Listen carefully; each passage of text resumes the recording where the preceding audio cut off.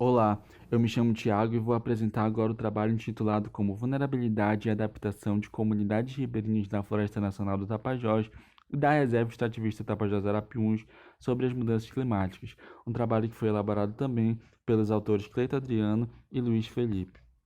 Devido ao acúmulo de gases de efeito estufa na atmosfera, marcadamente após a Revolução Industrial, são esperadas alterações nos padrões climáticos do planeta.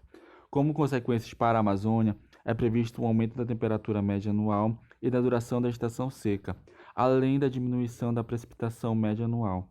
Pesquisas sobre a vulnerabilidade e a adaptação às mudanças climáticas buscam compreender em que grau um sistema socioecológico é suscetível ou incapaz de contrapor aos seus efeitos. O trabalho teve como objetivo investigar a percepção dos moradores da Floresta Nacional do Tapajós e da Reserva Extrativista Tapajós Arapiuns em relação a alterações dos padrões ambientais observados nos últimos anos, incluindo a ocorrência de eventos extremos, bem como medidas adaptativas adotadas ou ainda necessárias para reduzir a sua vulnerabilidade neste cenário. O trabalho foi realizado na Floresta Nacional do Tapajós e na Reserva Extrativista Tapajós Arapiuns, localizadas em Santarém, no oeste do Pará. O trabalho foi dividido em duas etapas. Na primeira etapa foram realizadas oficinas participativas, utilizando o calendário ecológico nas comunidades de Tauari e São Francisco de Chagas Godinho na Floresta Nacional do Tapajós. Na segunda etapa da pesquisa, foram adotadas as entrevistas semi-estruturadas de maneira online e presencial nas duas unidades de conservação. Com base nos métodos desenvolvidos nas duas etapas do trabalho, as respostas de ambas metodologias foram comparadas para os alcances dos objetivos.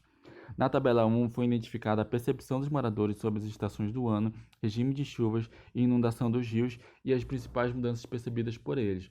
Destaca-se as mudanças observadas nas estações do ano. Tanto nas entrevistas como nas oficinas, os participantes relataram que o inverno tem começado mais cedo.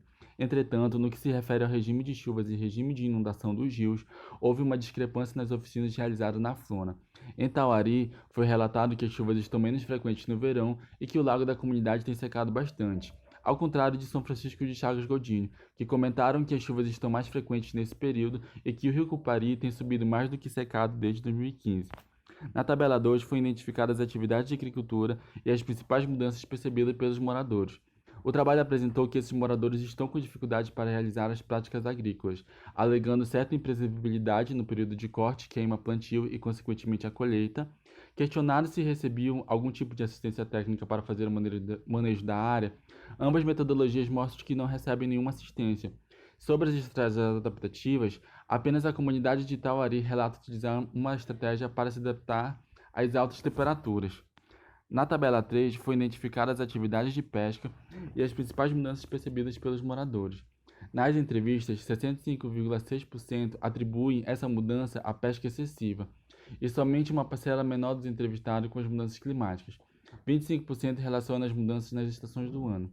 Em referência às estratégias adaptativas, na atividade de pesca, nas entrevistas, 37,5% precisam aumentar a duração da atividade e em São Francisco de Chagas Godinho, a mudança de ferramenta nos diferentes períodos do ano ajudou os comunitários a mitigar os impactos mencionados anteriormente. Em relação aos eventos extremos utilizando as entrevistas, a figura 1 mostra os eventos extremos que mais impactaram os moradores. A figura 2, os aspectos sociais mais impactados. E na figura 3, qual seria a tendência de ocorrer outros eventos extremos. Em relação aos eventos extremos perguntados nas oficinas participativas, foram identificados os acontecimentos que ocorreram.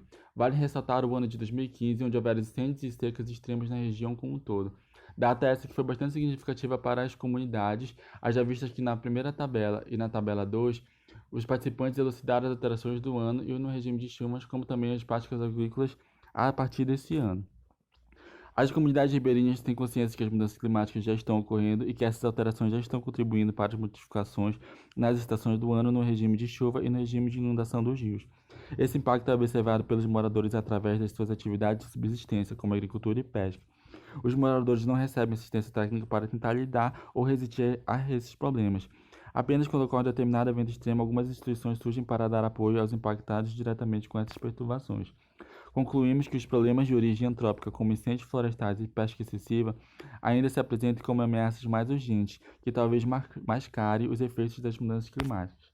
Aqui são algumas das referências utilizadas no trabalho e muito obrigado.